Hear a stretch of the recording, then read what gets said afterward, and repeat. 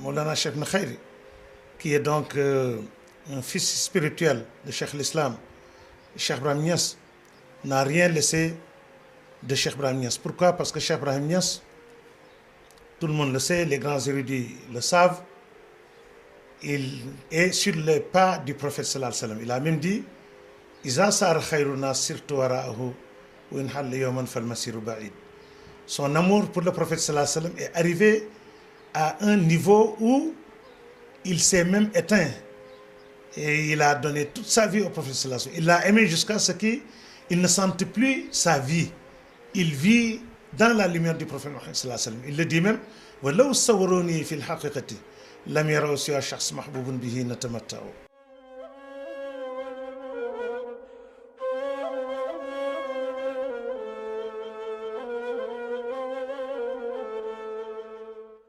Alors, Cheikh Al-Khayri, alhamdulillah, qui est né donc dans la mouvance de cette faïda Tijani proclamée par Cheikh Ibrahim Niass, suit fidèlement les pas de Cheikh Ibrahim, donc du Kitab et de la Sunna. Évidemment, lui, ce qui l'intéresse, c'est l'anniversaire de la naissance du prophète sallallahu alayhi wa sallam, le 20 avril.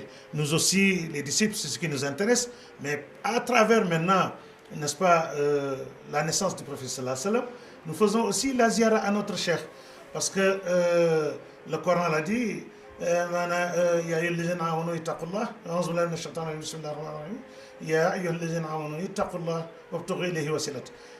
Les croyants, craignez Dieu et cherchez un intermédiaire entre vous et lui.